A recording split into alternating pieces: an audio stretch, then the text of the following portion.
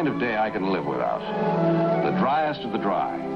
But it had to be done. I'd given instructions. No interruptions, no phone calls.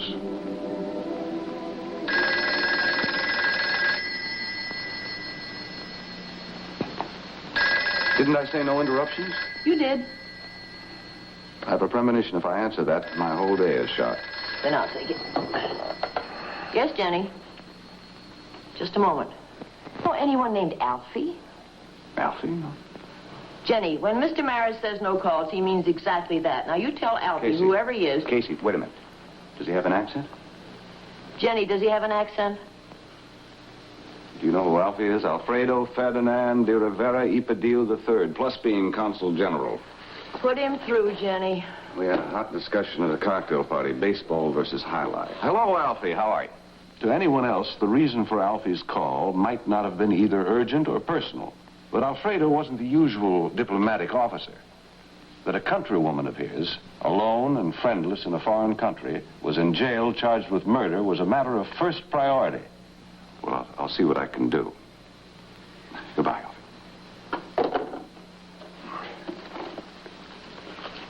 Mr. Maris. Oh. I suppose that will be all? Casey, do we value our South American allies? What has that got to do with all this? If I don't hot-foot it down to the county jail and talk to a girl named Angela, the Organization of American States may disorganize. I'll be either at the county jail or the police headquarters for the next couple of hours. Yes. Mr. Maris. He doesn't even know I'm alive. Honey, did you ever hear of a delayed action fuse? It may take a while to go off, but when it does, pow! You know, Herb, I have some theories about law. Circumstantial, sure. According to Wigmore and evidence... Wigmore? Most criminal cases are based on circumstantial evidence. Since when have you taken up Wigmore? Oh, summer reading strictly for relaxation. Sailor's day off, I suppose. So I'm gonna make something of it. I'd rather hear specifically what you have on Angela Valez. Okay, point number one. The accused worked for the victim for about 3 weeks, and from beginning to end, the association was nothing but one knocked-out, drag-out battle. According to whom? Oh, the neighbor, delivery boys, mailman. Point two. Oh, on the morning of the murder, a real humdinger. Screams, slaps, tears, all overheard through an open window by a Mrs. Manning, who lives next door. Go on, but please stand still. Oh, yeah. Well, Miss Velez was seen lambing out of the house with a suitcase in her hand right after that. By the same Miss Manning? Yes, who subsequently went inside and found the body. Is that all? No. Mrs. Gordon cashed a check. She got 10 new 20s. When Angela was picked up, she had 6 of them on her. She admitted taking 7. Well, why not all of it? Oh, well, it's the DA's opinion that it was to throw a smoke screen over the robbery motive. Come in. I'll let you know when we're through. This way, Miss Valette. This is Mr. Maris. He's an attorney. Your consulate asked him to talk to you. Sit down. I'm afraid I can't pay you, Mr. Maris. The police took all my money. Well, let's not worry about that, Miss Velez. Sit down, won't you? Excuse me. Weston. Look, can it wait? Right away. I'll be back in a minute, Feb. Now, I'm not going to ask you whether you did or didn't kill Mrs. Gordon, Angela, because you denied it. And until and unless I'm convinced of the contrary, I accept your denial. Thank you, sir. How'd you get this job with Mrs. Gordon? Through an agency, Domestics International. Oh, but it wasn't what I asked for, sir. Not from the start. You didn't apply for this kind of job? Oh, no, sir. I'm a nursemaid. But Mr. Kelvin, of the branch here, that is, he sent me to Mrs. Gordon, who hadn't any children. What was it then? Housework? Yes, sir. Cooking, laundry, upstairs work, gardening even. And that's what you quarreled about? That and other things. I was supposed to have 1 day and 2 nights off. I didn't get them. I was to be paid weekly. Mrs. Gordon refused to pay anything at all until I repaid all my passage. Did the quarrels ever become physical? Violent? slapped me once when the stew burned. But I'd never said I was a cook. And I wasn't the first one she slapped either. There were a lot of other girls before me. The neighbors told me that. Why didn't you leave? Get another job. How could I? Mrs. Gordon had all my money. I had no friends, no one to turn to. When I complained to the agency, they just told me to live up to my contract. She had all your money? Yes, sir. I had $140 of my own when I landed. She took it. For safekeeping, she said. But you said you had money with you when you were arrested. That was the money, Mr. Maris. I took it out of her purse when I left. I admitted that to the police. One more question. Did you see anyone enter or leave the house that morning? I had been in the basement crying. I didn't hear anything, sir. Maris by name. My client, Angela Valez. First the police, now a lawyer. Okay, shoot. Only doll. Move your chair over just a little bit, huh? So I don't have to squint. Thank you, doll. But I warn you, I'm prejudiced. For or against? For, Nat. Angela's your client. Isn't she a sweet girl? I mean, doll, no American girl would have stuck it out as long as she did. I mean, 13 maids in 6 months. Doesn't that tell a story? I understand you overheard the quarrel the morning that Mrs. Gordon was killed. Poor girl merely wanted her money so she could get out. Now, do you blame her? You saw her leave? Ran like the devil was after her. That's why I went in. I was going to give this Mrs. Gordon a piece of my mind. I'd had it clear up to here. And then, well, there she was, all, oh, you know. If anyone else had gone in or out of the house that morning, would you have seen them? Doll, do I look like a busybody? But if you want my opinion, that little Angela deserves a medal for sticking it out as long as she did. And can you imagine that agency of hers hasn't even lifted a finger to help her?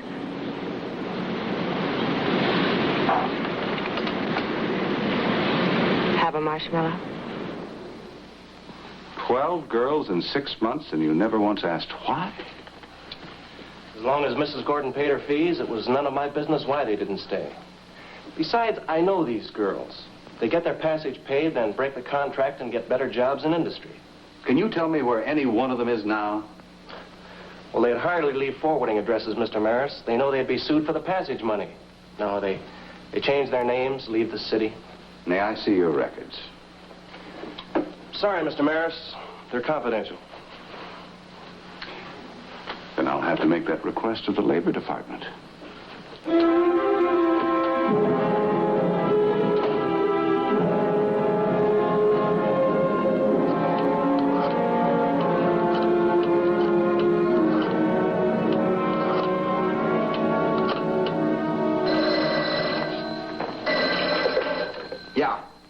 Yeah, this is Kick.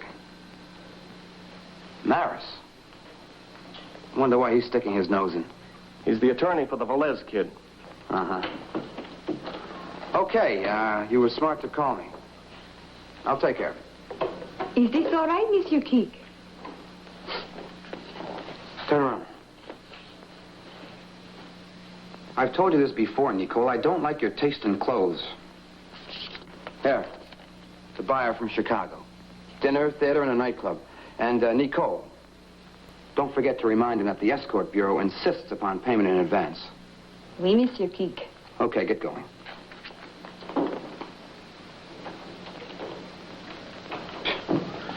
Time I put in teaching him to dress. Turn him loose in a department store and they walk out with the loudest junk they can find. You know a lawyer named Maris? No. This Maris is getting inquisitive. How come? Maiden in distress. The Latin chick. Oh. Think maybe a couple of broken ribs might induce him to go back to his law books? Well, like my dad used to say, you never know till you try. There he is. Mars, don't let it drag, Mitch. The sooner you get to him, the happier I'll be. Don't worry.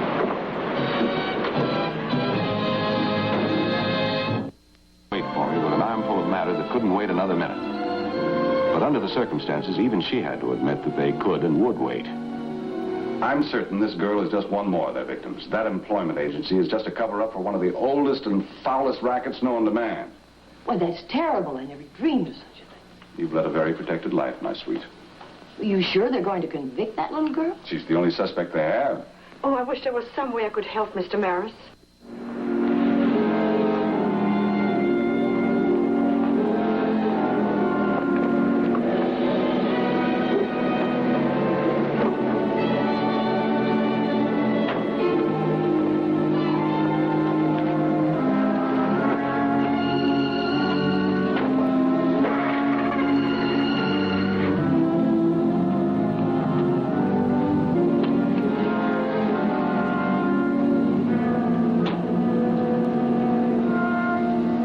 Mrs. Gordon's bank statements. I see you've underlined the pertinent entries. Yes, but what bugs me, Herb, is how you knew they'd be there. Well, John, if you want to develop a theory, you have to base it on a premise. Mine was that Mrs. Gordon had been receiving large cash payments. Here they are. Well, the premise is fine. Now, what about the theory? Mrs. Gordon got these girls over, softened them up by treating them like dogs, and opened up vistas of easy money and easy living. And if they were foolish enough to go for it, she got them in touch with the right people, or should I say the wrong people, and for $1,500 apiece. But Herb, Angela would have told us if Mrs. Gordon had made any such proposition. Well, maybe she hadn't decided Angela was right for it. Oh, wait a minute. You think maybe there are other Mrs. Gordons cooperating with the employment agent? What do you think? Well, you mentioned the $1,500 amounts, but what about the $3,000 ones? There are three of them here. There, my friend, may be the real reason for Mrs. Gordon's untimely and violent death.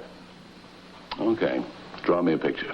Well, supposing she'd made a deal with the agency to split on a 50-50 basis, and supposing she'd held out on him a couple of times. And the third time they caught her at it. Right. Here she is.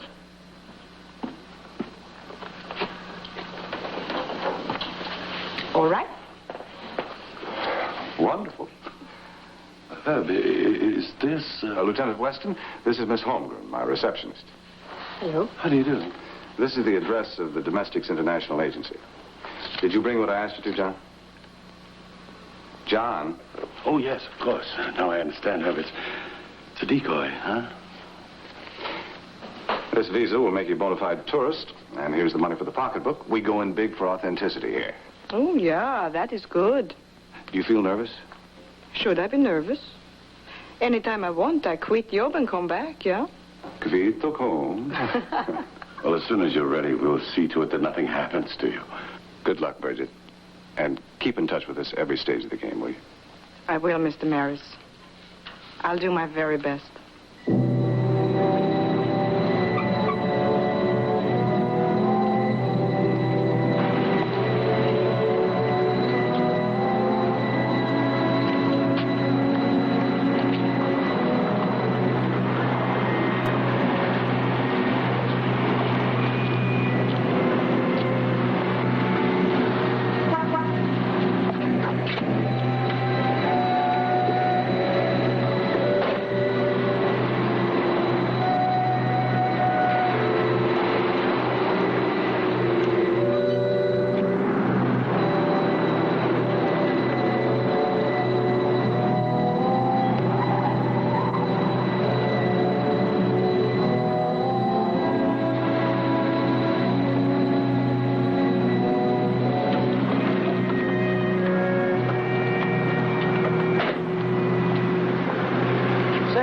Some guy's been tailing my cab all the way down here. I think he just pulled down the street now. Friend of yours? No, I don't know him.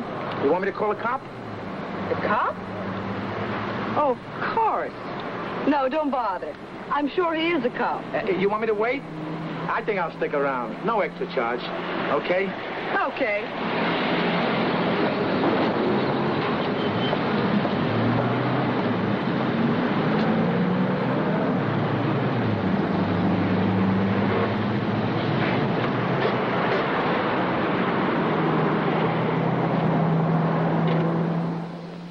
But you see, I come on tourist visa.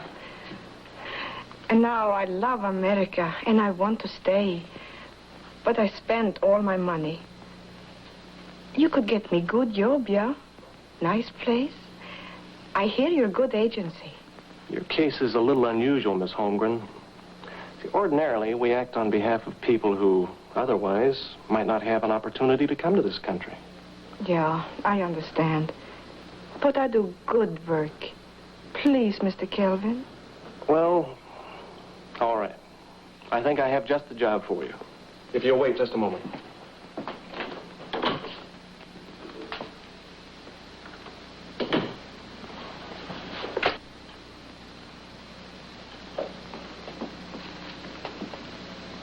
Mrs. Landers?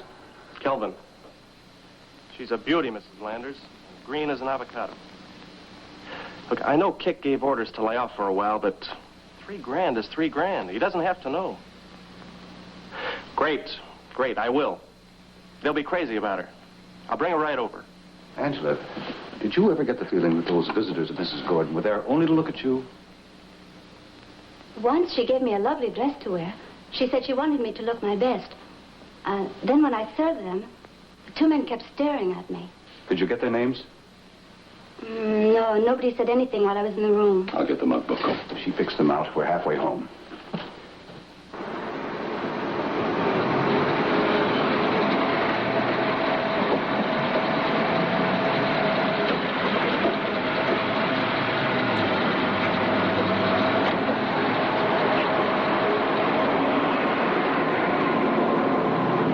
Ja? Oh, don't be silly. Oh, please, it is for my job, no?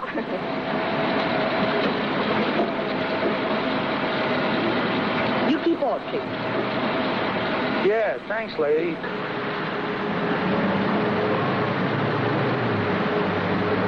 Now, Landers, eh? You know, Mitch, it's things like this that make you lose faith in human nature. Yeah, wait there for me.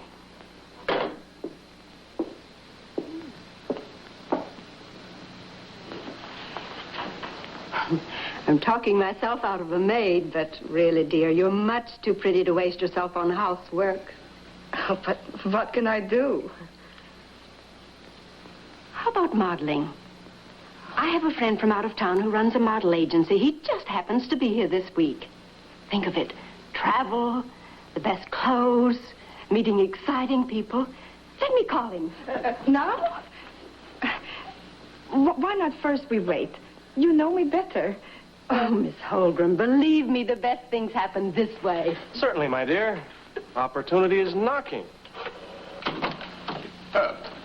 What did you find out? Keep calling, Casey.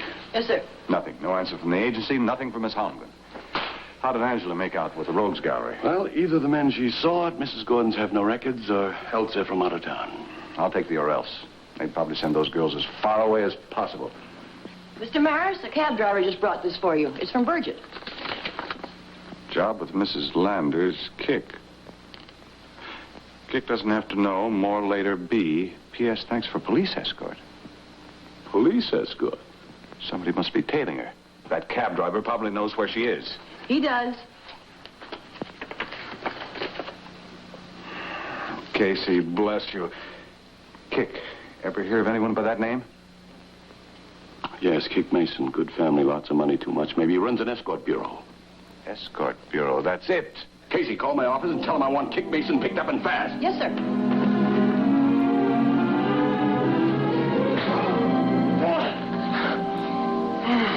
So you thought you could do a little business on the side, eh? That's what Gordon thought, and we had to teach her. And look what you fell for. A plant. I thought you had more sense. Listen to me, Kick. We made a mistake. We admit it. What are you crying about, Johnny boy? Look at the company you'll have when we dump you into the river.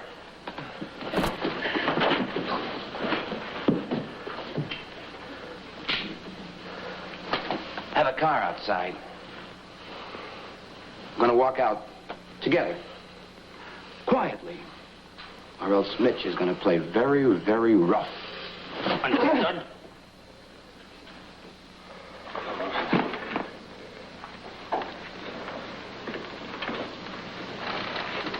You want to stay alive? I suggest you keep your mouth shut. can always come back for you. Come on, get going.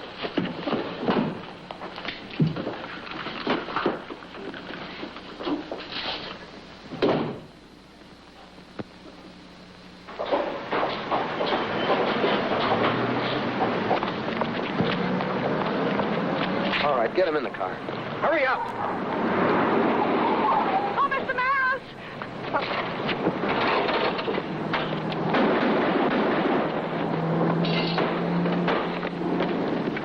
All right, you two, get over there. Are you all right? Oh, yes, Mr. Maris. Wasn't that absolutely thrilling?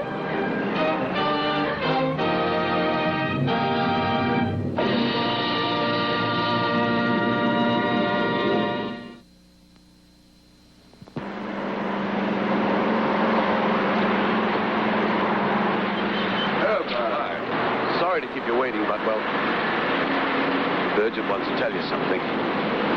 Mr. Maris, I've been talking to Lieutenant Weston, and, well, I have decided to join the police force.